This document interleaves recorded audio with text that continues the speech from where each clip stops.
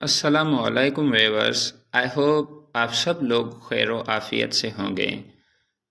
I am इनायत नज़र। सो dears, today we are going to discuss about how many types of novel and explain it.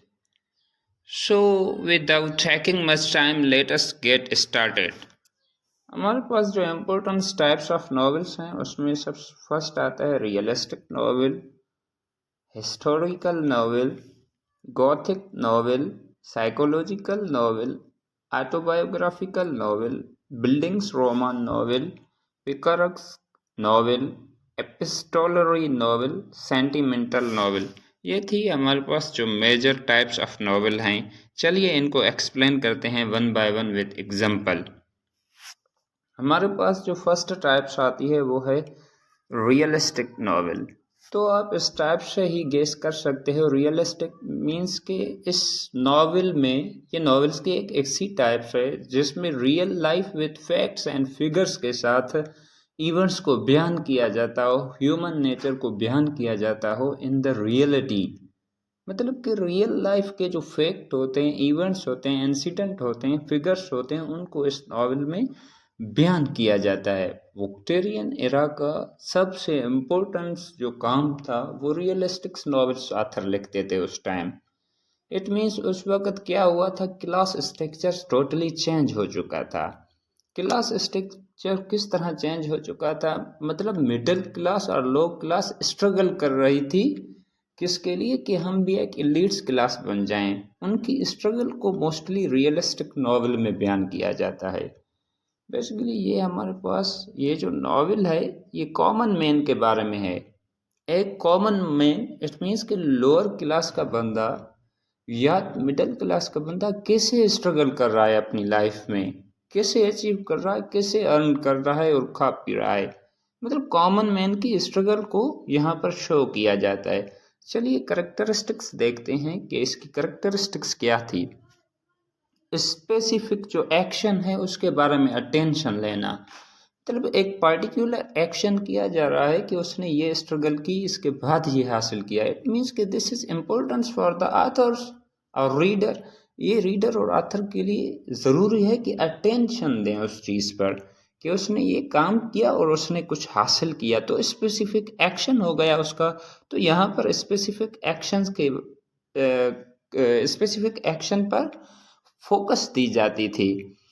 यहाँ पर मतलब emphasise stress दिया जाता था कि मिडिल क्लास के जो लोग हैं, मिडिल क्लास के जो पीपल्स हैं वो कैसे मतलब के स्ट्रगल कर रहे हैं। इस चीज़ में इस चीज़ को एम्फेसाइज किया जाता था। अगर किसी भी इशू या प्रॉब्लम को बयान किया जाता था तो सिंपल डायरेक्ट लैंग्वेज में डायरेक्टली उस चीज़ को बयान किया जाता, ये इशू है, ये प्रॉब्लम है, उस चीज़ को सॉल्व किया जाता था with in a use of simple direct language. Number हमारे पास फोर्थ करेक्टरिस्टिक्स आती हैं कि करेक्टराइजेशंस, जो कि मोस्ट इम्पोर्टेंट थिंग थी। इसमें करेक्टर को बयान किया जाता था और करेक्टर के थ्रू ही बताया जाता था कि ये जो सोसाइटी है किस टाइप्स की सोसाइटी है, इसमें सोशल टाइप्स क्या हैं, कैसे हैं। मतलब characterization is one of the most important things in the realistics novel. चलिए इसके एग्जांपल देखते हैं। हमारे पास ग्रेट एक्सपेक्टेशन एक बहुत ही अच्छा नॉवेल है जो कि चार्ल्स डिकन्स ने लिखा है। इसमें एक पिप्स की लाइफ की जो स्ट्रगल्स है उसके बारे में बताया जाता है कि हाँ उसने कैसे स्ट्रगल की अपनी लाइफ में मकाम हासिल करने के लिए, लोअर या मिडिल क्लास से कैसे उसने स्ट्रगल करना शुरू की। तो हमारे पास ये एग्जांपल हो गई रियलिस्टिक नॉवेल। चलिए चलते हैं नेक्स्ट पर। नेक्स्ट आता है हिस्टोरिकल नॉवेल। हिस्टोरिकल नॉवेल से ही आप समझ सकते हो, इस टाइप से भी आप गेस कर सकते हो। It means totally history and history is totally based on the past events. History हमारा जो होता है वो हमेशा पास्ट इवेंट्स पर होता है। तो ये नॉवेल्स भी लिखा गया है, कोई भी हिस्टोरिकल फ्रेमवर्क होता है उसको मिक्सचर इसमें रियल हिस्टोरिकल्स जो फिगर होता है विथ फिक्शनल करेक्टर के साथ इस चीज़ को बयान किया जाता है। मतलब ये मिक्सचर होता है दो चीज़ों का, real historical figure and fictional character. तो हिस्टोरिकल से भी आप अंदाज़ा लगा सकते हैं कि इसमें क्या होता है कि जो भी major events in the past में गुजरे हैं, उस पास्ट को एक करेक्टर के थ्रू बयान किया जाता है। हिस्ट्री हमेशा माजी का नाम है। हिस्ट्री तभी बनाई जाती है जैसे माजी से सबक हासिल करके आगे मुस्तकबिल के लिए, फ्यूचर के लिए प्लानिंग की जाए। तो इसी तरह से हिस्टोरिकल नॉवल में पास्ट का इवेंट्स लिया जाता था, उस नॉवेल्स को फिर करेक्टर के थ्रू बयान किया जाता था। आया कि इस पीरियड में, आया कि इस इरा में मतलब कैसे कस्टम थी, कैसी सिविलाइजेशंस थी, कैसे रवाज और रस्म्स थी, यहाँ पर कैसे मतलब किया जाता था, उनका मिलन रहन सहन कैसा था। तो मतलब totally based on the history. तो ये इम्पेक्ट करता था किस पर, जो ये जो उसका ये जो पास्ट का इवेंट्स है, ये एक मतलब कह सकते हो कि एक पीपल्स की लाइफ पर उस इम्पेक्ट करता है। तो हमारे पास इसकी एक एग्जांपल है द हिस्ट्री ऑफ हेनरी एजमंड। ये एक बेहतरीन नॉवेल्स है, ये एक बेस्ट एग्जांपल है हिस्टोरिकल नॉवेल्स की। चलिए नेक्स्ट की तरफ चलते हैं। हमारे पास आती है गॉथिक नॉवेल। गॉथिक नॉवेल से ही आप अंदाज़ा लगा सकते हो कि गॉथिक मीन्स के हॉरर, जिसमें डर हो, मतलब जिसकी डार्क सेटिंग हो। स्टार्टिंग में ही जिसकी डार्क सेटिंग्स हो, तो उसको आप गॉथिक नॉवेल्स कह सकते हो। ये भी गॉथिक नॉवेल्स में मिस्ट्री बयान की जाती है, फियर्स होता है, हॉरिफाइज की जाता है, हैविक्स होती है, डिस्ट्रॉयनेस होती है। इसमें सुपर नेचुरल हॉरर बयान किया जाता है गॉथिक नॉवेल में। जो हमारे अगर आप देख लें ड्रामों को वगैरह को, जो ख़तरनाक होते हैं, जिसमें सुपर नेचुरल एलिमेंट्स जो किया जाता है, तो वो ड्रामे की फॉर्म में है भी, हमें डर एक क्रिएट होता है। तो इसी वजह से ये भी, इसमें भी डार्क सेटिंग रखी जाती है, किसमें, गॉथिक नॉवेल में।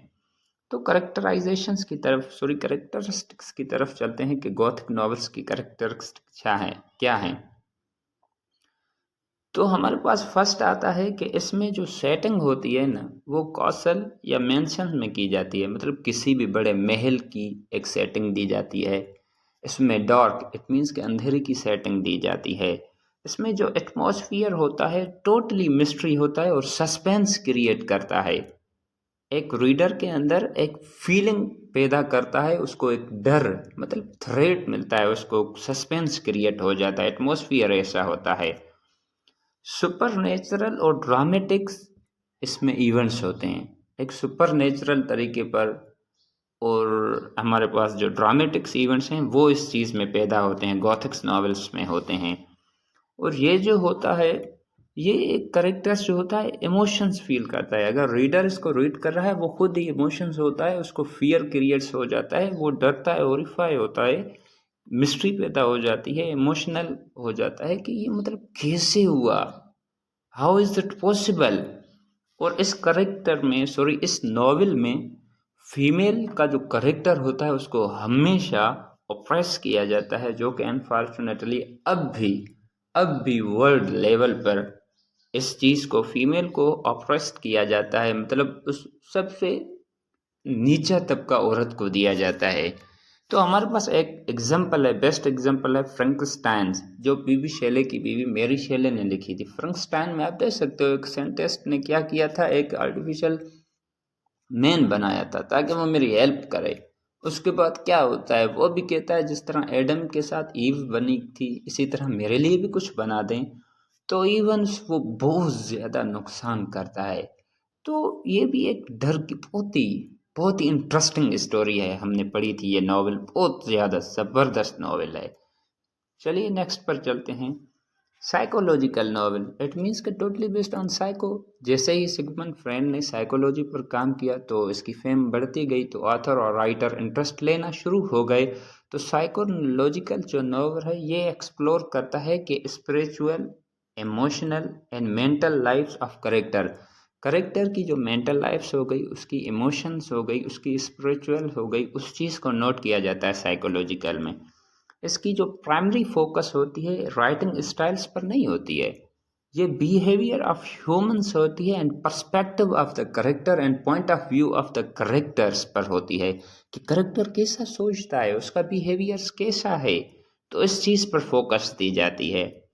ठीक है, नेक्स्ट हमारे पास आता है साइकोलॉजिकल जो नॉवल है, totally explorations of mental state, कि मेंटल स्टेट को कैसे बढ़ाया जाए, मतलब करेक्टर की मेंटल स्टेट्स बताई जाती है कि उसमें इनर जो पर्सन है वो अभी शो नहीं हो रहा है, इनर पर्सन को कैसे क्रिएट किया जाए। उसमें डिफरेंट मोड्स इस्तेमाल किए जाते हैं, जैसे स्ट्रीम ऑफ कॉन्शियसनेस, जिसको आगे हम जाकर पढ़ेंगे, एंड फ्लैशबैक, पास्ट के इवेंट्स, तो ये भी हम आगे जाके पढ़ेंगे। तो सबसे फर्स्ट टाइम साइकोलॉजिकल नॉवेल जो है ये विलियम जेम्स ने दिया था। ये टाइप सबसे पहले किसने, विलियम जेम्स ने दी थी। तो यूलिसिस हमारे पास एक बेस्ट एग्जांपल है किसकी, जेम्स जॉयस ने जो लिखी थी, ये एक साइकोलॉजिकल नॉवेल्स की बेस्ट एग्जांपल है। नेक्स्ट हमारे पास आता है types of novel. Types of novels में क्या है, ऑटोबायोग्राफिकल नॉवल। ऑटोबायोग्राफिकल नॉवेल्स मतलब इसमें फिक्शन टेक्निक्स यूज़ की जाती हैं। ऑटोबायोग्राफिकल एंड फिक्टिव एलिमेंट्स, इसमें फिक्शंस के एलिमेंट्स यूज़ किए जाते हैं ऑटोबायोग्राफिकल्स में।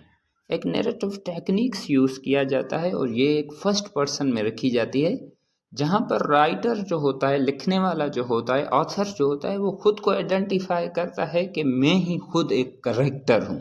ऑटोबायोग्राफिकल खुद के बारे में, इसकी एक एग्जांपल है जो कि रेबनसन क्रुसो, ये भी मैंने पढ़ी है, जो कि 28 साल सफ़र करता है, दूर रहता है अपने घर से, किसी भी जाकर आयरलैंड में रहता है, आइसलैंड में रहता है। तो ये भी बहुत ही बेहतरीन नावल है, इसको भी रीड करना कभी भी अगर टाइम मिले। नेक्स्ट पर चलते हैं, बिल्डिंग्स रोमन। तो बिल्डिंग्स रोमन से भी आप कैस कर सकते हो, बिल्डिंग इट मीन्स की ग्रोथ, तो ग्रोथ पर है। बिल्डिंग्स रोमन्स में एक जर्मन वर्ड से लिया गया है बिल्डिंग्स, जिसके माना है एजुकेशंस, रोमन मीनिंग्स नॉवेल। तो ये एजुकेशन, इसको कहा जाता है नॉवेल ऑफ एजुकेशन भी बिल्डिंग्स रोमन्स को कहा जाता है, और नॉवेल ऑफ फॉर्मेशन भी कहा जाता है। Novel of education, novel of formation. Buildings romance जो नॉवेल है, इसमें totally focus on the psychological and moral growth of the protagonist. Hero की जो भी ग्रोथ है मोरल और साइकोलॉजिकल, उस पर फोकस किया जाता है। आया कि बचपन से लेकर जवानी तक, चाइल्डहुड से लेकर एडल्टहुड तक, उसने मतलब उसमें कैसे ग्रोथ हुई, उसमें कैसे, बिल्डिंग्स से ही आप अंदाज़ा लगा सकते हो। और ये जो होती है टोटली मतलब सेकेंड इमोशंस लेस होते हैं टिपिकली। ये ग्रोथ एज वाइज जो करेक्टर है उसने कैसे हासिल की ग्रोथ, मोरल में, या उसकी भी आप कह सकते हो साइकोलॉजिकल और पॉइंट ऑफ व्यू से कैसे उसने ग्रो की।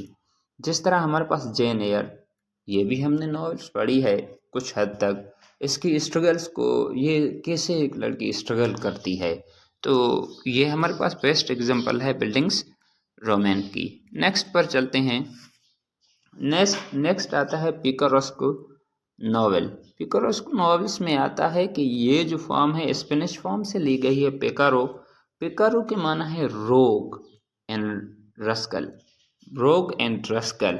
पिकारोस्कल नॉवेल जो होता है, इसमें रोगिश हीरो और हीरोइन के बारे में बताया जाता है। रोगिश कहते हैं बदमाश को, यहाँ पर हीरो को बदमाश और उसकी जो हीरो या हीरोइंस की बदमाशी के एडवेंचर्स के बारे में बताया जाता है। बेसिकली यहाँ पर हीरो या हीरोइन को हम क्रिमिनल नहीं कह सकते हैं, बस एक कर सकते हैं ऐसा करेक्टर जो कि रूल एंड रेगुलेशंस को एंड प्रिंसिपल्स को फॉलो ही नहीं कर रहा हो, दैट इज कॉल्ड पिकारोस्को नॉवेल्स। तो इसकी करेक्टरिस्टिक्स के बारे में चलते हैं। ये फर्स्ट पर्सन में लिखी जाती है, ये फर्स्ट पर्सन नैरेटिव है। अ लोयली मेन करेक्टर, इसमें जो मेन करेक्टर होता है वो दूसरी सोसाइटी से अगर कंपेयर की जाए तो बहुत ही लो होता है। इसमें कोई भी प्लॉट लेवल नहीं होती है, मतलब इसमें प्लॉट वगैरह नहीं होती है, कोई भी इवेंट्स क्रिएट नहीं जाए। ये एपिसोडिक नॉवेल्स में लिखी जाती है, एपिसोडिक पॉइंट्स में लिखी जाती है, ना कि प्लॉट फॉर्म में लिखी जाती है। इसमें totally realist novel language use की जाती है, मतलब रियलिस्टिक राइटिंग यूज़ की जाती है इस नॉवल में। सटायर होती है, तंजिया हिसाब से इसमें क्रिटिक्स की जाती है कि ये देखो प्रोटोगोनिस्ट है, इसको कैसे करना चाहिए था, इसने रूल एंड रेगुलेशंस को फॉलो नहीं किया। तो इसी तरह से ही उसमें तंजिया क्रिटिसिज्म होता है। The history of Tom Jones, एक बेस्ट एग्जांपल है the history of Toms Jones, जो मैंने भी रीड नहीं किया है। इंशाल्लाह इसको भी कभी इसका भी हम रिव्यू करेंगे। तो बेस्ट एग्जांपल है पिकारेक्यू नॉवेल का। चलिए नेक्स्ट पर चलते हैं। Epistolary novels. एपिस्टोलरी नॉवेल्स को जो फ्रैंकेनस्टाइन मैंने बताया था जो कि गॉथिक नॉवेल है, तो फ्रैंकेनस्टाइन को भी कहा जाता है एपिस्टोलरी नॉवेल्स, क्योंकि यहाँ से भी लेटर से स्टार्ट होता है। तो एपिस्टोलरी नॉवेल उसको कहते हैं, नॉवेल ऑफ लेटर्स को कहते हैं। एपिस्टोलरी जो है लैटिन वर्ड एपिस्टोलो से निकला है, जिसके माना है लेटर्स। एपिस्टोलरी नॉवेल्स बेसिकली लिखी जाती है in the form of letters, in the form of diary, in the form of other documents. Diary और लेटर्स की एक सीरीज की फॉर्म में लिखी जाती है, that is called epistolary novel. और एपिस्टोलरी जो नॉवेल्स है वो राइटर्स को ये अलाउ करती है कि मल्टीपल नैरेटर और स्टोरी आप बयान कर सकते हो एक में ही, एज अ लेटर्स की फॉर्म में, ठीक है। और इसमें पॉइंट ऑफ व्यू को इंटरप्रिटेशंस की जाती है, उसकी तशर्री की जाती है। मतलब ऐसी नॉवेल जो डायरी, लेटर्स और किसी भी डॉक्यूमेंट्स में लिखी जाती हो, उसको हम कहते हैं एपिस्टोलरी नॉवेल। बेस्ट एग्जांपल है हमारे पास पेमला, जो मैंने बताया था पेमला सबटाइटल अ विर्चू रिवार्डर। मेरा नॉवेल्स पर जब भी देखें आप लोग, तो उसमें मैंने बताया है कि पहली जो नॉवेल्स थी वो ये है, Pemla is the best example of epistolary novel. Next पर चलते हैं। हमारे पास आता है नेक्स्ट, लॉस्ट आता है सेंटिमेंटल नॉवेल। सेंटिमेंटल से ही आप अंदाज़ा लगा सकते हो कि इमोशनल, ठीक है गाइस। सेंटिमेंट ही हमारे इमोशंस होते हैं, फीलिंग्स होती है। इसको नॉवेल ऑफ सेंसिबिलिटी भी कहते हैं, नॉवेल ऑफ सेंसिबिलिटी भी कहते हैं। ये जो सेंटिमेंटल नॉवेल है 18th सेंचुरी में यूरोपियंस में बहुत ही ज़्यादा फेम हासिल की थी। Basically it totally focused on the emotions, feelings. ये इमोशंस, फीलिंग्स हमारे सेंटिमेंट्स पर ज़्यादा, सेंसिबिलिटी पर ज़्यादा फोकस देता है, rather than logics and reasons. Reason और लॉजिक को बहुत ही कम देखा जाता है, इसमें फीलिंग्स को बयान किया जाता है, ठीक है गाइस। ये क्या होता है, इसमें इम्पोर्टेंट प्लॉट्स एलिमेंट्स होते हैं। ये बहुत ही डिस्ट्रेस बयान करता है। हर एक सीन को बहुत ही अच्छी फीलिंग्स के साथ बयान किया जाता है। इसमें एक स्ट्रॉन्ग जो इमोशंस होती है वो कैसे दूसरों पर, मतलब कैसे एक्शंस पर इन्फ्लुएंस करती है और दूसरों पर इन्फ्लुएंस, मतलब ऐसे नॉवेल्स को कहते हैं जो कि लॉजिक और रीजंस को नहीं देखता, वो feeling, sentiments, emotions, ideas, thoughts, उन चीज़ों को फोकस किया जाता है। That is called a sentimental novel, simple word में। हमारे पास बेस्ट एग्जांपल है ल्यूरेंस स्ट्रेंस। तो हमारे पास गाइस ये थे टाइप्स ऑफ नॉवेल्स। तो वीडियो अभी लेंथी हो गया, तो इंशाल्लाह जितना हम कोशिश करेंगे वीडियो को शॉर्ट करें। तो गाइस अगर कोई क्वेश्चन है तो आप कमेंट सेक्शन में आकर पूछ सकते हैं। So thanks for watching my video।